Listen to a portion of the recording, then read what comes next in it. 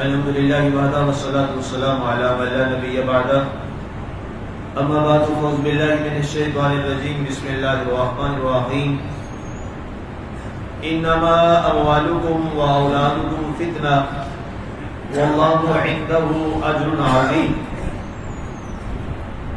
بے شک تمہارے اموال اور تمہاری اولادیں امتحان ہیں اور اللہ ہی کے پاس اجر عظیم ہے. آج ہماری سورہ التغابن کی آیت مبارکہ نمبر 15 کی تلاوت و ترجمہ کا شرف نصیب ہوا. سامعین، کل والی آیت مبارکہ کے ساتھ آج کی اس آیت مبارکہ کا بڑا گہرا تعلق ہے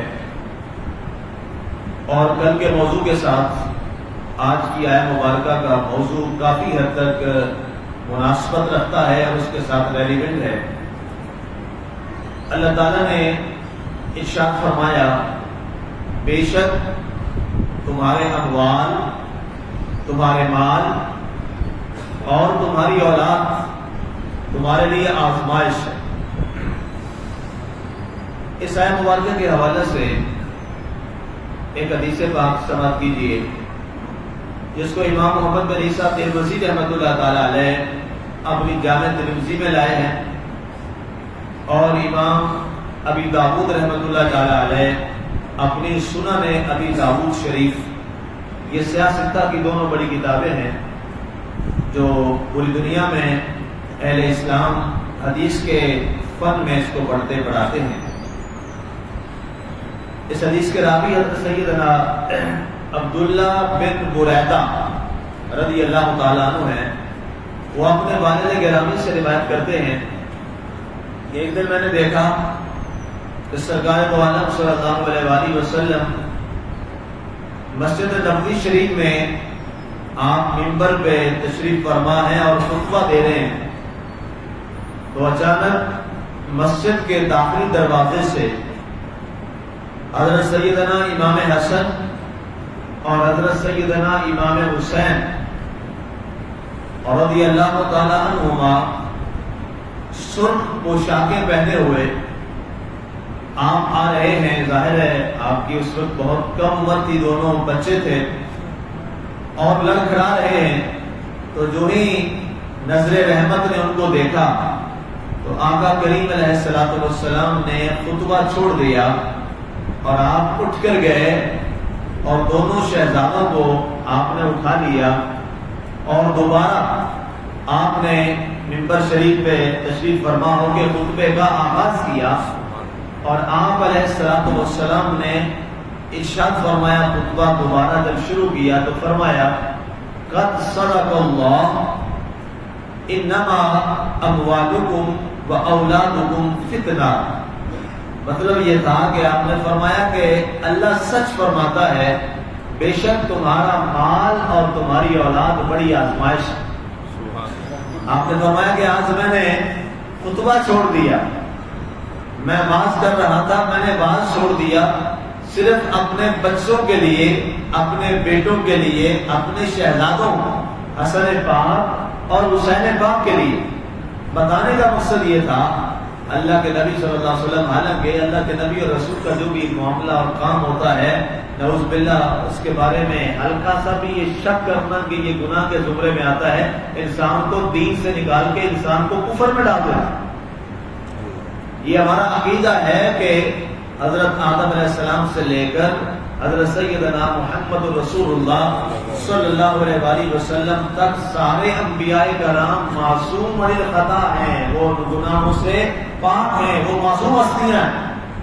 جب ہر ایک نبی کے بارے یہ عقیدہ ہے تو پھر آپ کے اور میرے نبی صلی اللہ علیہ وسلم کا تو مقام ہی باقیوں سے الگ ہے، آپ کا تو درجہ ہی الگ ہے. آپ تو امام الانبیاء سید الانبیاء ہیں. ان کے بارے میں یہ گمان تو نہیں کیا جا سکتا کہ نعوذ باللہ آپ سے کوئی ایسی بات ہو گئی جو اللہ کو پسند نہیں آئی. لیکن آپ کا یہ آیت مبارکہ پڑھنے کا مقصد یہ تھا، ہمیں بتانا تھا، امت کو بتانا تھا کہ اے لوگوں یہ ذہن نشین رکھنا اور یہ بات اللہ کی تمہارے ذہنوں میں راسخ رہے اور پختہ رہے کہ بے شک یہ مال اگر تمہارے پاس ہے تو اس مال پہ خوش مت ہونا کہ اللہ نے بہت مال دیا ہے، اللہ سے دعا مانگنا مولا مال دیا ہے تو مال کے فتنے سے محفوظ رکھنا، مال دیا ہے تو تیری راہ میں خرچ کرنے کا جذبہ بھی عطا فرما۔ یہ سب بنیادی چیز ہے۔ اور اگر خدا نہ خاصہ مال ہو اور سوچ نمرود والی بن جائے، سوچ قارون والی بن جائے، سوچ فرعون والی بن جائے، تو اس مال سے پھر بڑی آزمائش اللہ کی انسان کے لیے کوئی نہیں۔ اور اگر مال ہو اور جذبہ عثمانی ہو، مال ہو جذبہ صدیقی ہو، مال ہو اور جذبہ فاروقی ہو، مال ہو اور جذبہ علی مرتضیٰ شیر خدا ہو، تو پھر یاد رکھیے گا یہی مال انسان کے لیے اللہ کی نعمت بن جاتا ہے، یہی مال اللہ کی عطا بن جاتا ہے، یہی مال انسان کے درجات کی بلندی کا سبب بن جاتا ہے۔ اللہ کے رسول صلی اللہ علیہ وآلہ وسلم ارشاد فرماتے ہیں، آپ نے فرمایا السخی یبعث یوم القیامت مع النبیین، اور کما قال علیہ الصلوۃ والسلام، فرمایا وہ نیک اور صالح سخی جو ہمیشہ سخاوت کرتا ہے اور اپنا ہاتھ فراخ رکھتا ہے، کنجوسی نہیں کرتا، کیونکہ کنجوسی کے بارے میں اور بخل کے بارے میں بڑی حدیثیں آئی ہیں۔ اللہ کے رسول نے یہاں تک فرمایا کہ بخیل آدمی کی تو عبادت ہی قابل قبول نہیں ہے، بخیل آدمی کی تو کوئی عبادت بھی اللہ کو قبول نہیں ہے کہ وہ اتنا کنجوس اور بخیل ہے۔ فرمایا جو سخی نیک ہے، قیامت والے دن اللہ نیک سخی کو نبیوں کی صفوں سے اٹھائے گا۔ اب اس سے اندازہ کر لیں، اگر مال ہے اور سخاوت کا جذبہ ہے تو اللہ کی بہت بڑی عطا ہے، اللہ کا بہت بڑا فضل ہے، اللہ کا بہت بڑا کرم ہے۔ اور اگر یہی مال ہے اور بخل آ جائے، کنجوسی آ جائے، مال تو ہے لیکن راہ خدا میں خرچ کرنے کا شوق نہ ہو، مال تو ہو غریبوں کے کام نہ آئے، مال تو ہو ناداروں کا سہارا نہ بنے، مال تو ہو وہ دین کی راہ میں خرچ نہ کیا جائے، علم نافع اور علم دین کی راہ میں خرچ نہ کیا جائے، تو پھر وہی مال انسان کے لیے اللہ کی طرف سے بہت بڑی آزمائش بن جاتا ہے۔ اور پھر یہی مال ہے، اس کے بارے اللہ فرماتا ہے کہ قیامت والے دن یہی مال توق بنا کر، آگ کا توق بنا کر تمہارے گلوں میں ڈالا جائے گا، اور کہا جائے گا ھذا ما کنزتم، یہ وہ مال ہے جو تم نے دنیا میں صرف اپنے لیے کمایا اور اسے اللہ کی راہ میں خرچ نہ کیا۔ تو اس بنیاد پر پہلی بات مال کی آ گئی۔ اب دوسری بات کی طرف چلتے ہیں، وَأَمْوَالُكُمْ، اولادکم۔ مال کے بعد دوسری جو بڑی چیز ہے، جو بڑی نعمت ہے اور بڑی دولت ہے انسان کے لیے، اس کی اولاد ہوتی ہے۔ اولاد سے محبت انسان کی فطرت میں شامل ہے، اولاد سے محبت انسان کی فطرت ہے، انسان اپنی اولاد سے محبت کرتا ہے اور کرنی بھی چاہیے، یہ میرے نبی صلی اللہ علیہ وسلم کی سنت ہے۔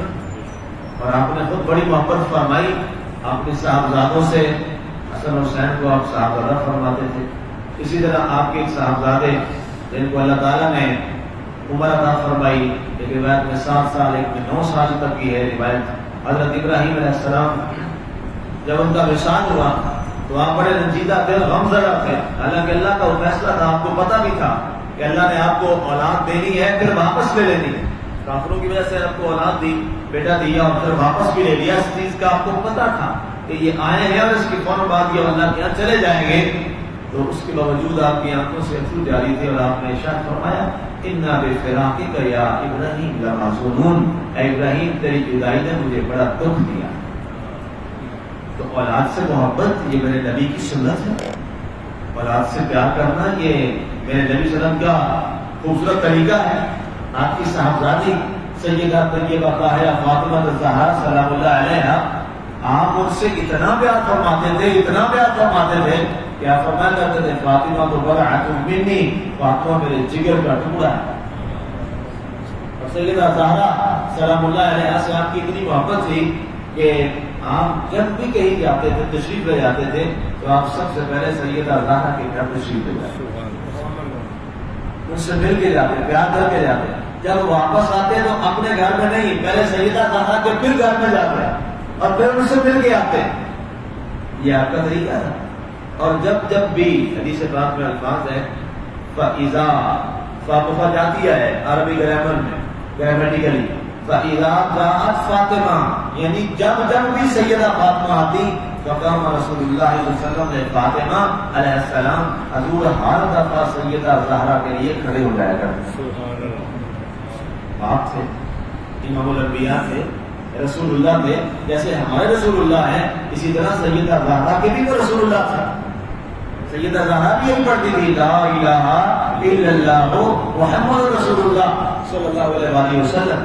لیکن اس کے باوجود ایک تعلق تھا بیٹی اور باپ والا, اور آپ نے اس تعلق کو لوگوں کے سامنے رکھا تاکہ لوگ بھی اپنی اولاد سے اس انداز سے محبت کریں, ان کو پیار دیں اور اپنی اولاد کو پیار سے محروم نہ کریں. تو اس لیے فرمایا کہ دوسری چیز اولاد ہے. انسان بعض دفعہ اولاد کی محبت میں اپنے رب کی نافرمانی کر بیٹھتا ہے. انسان کئی مقام پہ یہ اولاد انسان کی بڑی کمزوری ہے. بہت سارے ایسے معاملات جو اس کو نہیں کرنے ہوتے وہ اولاد کی وجہ سے کر جاتا ہے. بہت ساری وہ چیزیں جو کہ شاید وہ خود ہوتا تو نہ کرتا, لیکن اولاد کی وجہ سے بعض دفعہ وہ اللہ کی نافرمانی کر جاتا ہے. اولاد کی وجہ سے وہ ناجائز کما بیٹھتا ہے. اولاد کی وجہ سے وہ حرام بھی کھا بیٹھتا ہے. اولاد کے فطرے کی وجہ سے, آزمائش کی وجہ سے. تو اس لیے فرمایا اولاد اللہ سے مانگو, ضرور مانگو, اس سے مانگنی چاہیے.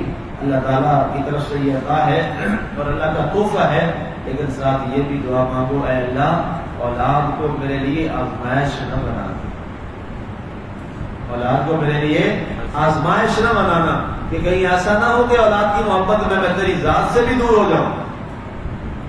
اور ایسے کئی واقعات ہیں, ایسے کئی معاملات ہیں کہ لوگ اپنی اولاد کی وجہ سے اپنے سگے بھائی کا حق کھا جاتے ہیں. اپنی اولاد کی محبت کے لیے سگی بہنوں کا حق کھا جاتے ہیں. لوگ اولاد کی محبت کے لیے نہ جانے جناب کیا کیا ناجائز کام کر لیتے ہیں اولاد کے لیے. لیکن انہیں سوچنا چاہیے کل جب قبر میں جائیں گے تو قبر میں یہی ایک جائے گا اور اسی کو جواب دینا پڑے گا. فائدہ تو اولاد نے اٹھایا لیکن عذاب اس کے اوپر آ جائے گا.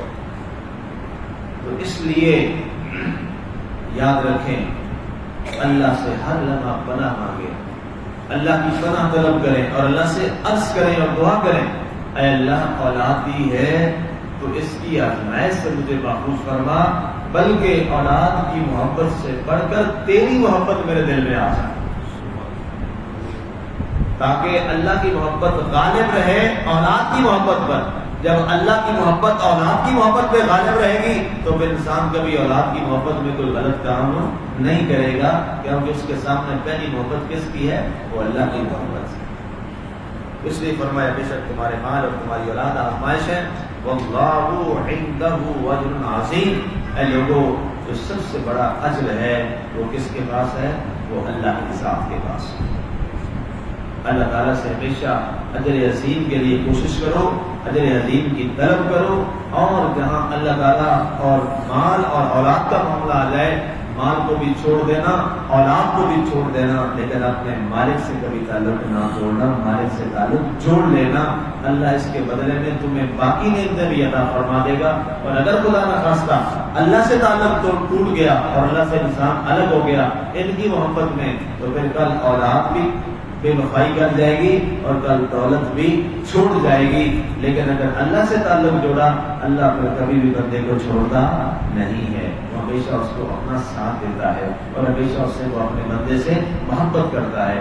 اللہ تعالیٰ کی ذات ہمیں اپنی محبت عطا فرمائے اور ساری محبتوں پر غالب اپنی محبت رکھے تاکہ ہم دنیا اور آخرت میں کامیاب ہو جائیں. آمین. وما علینا الا البلاغ.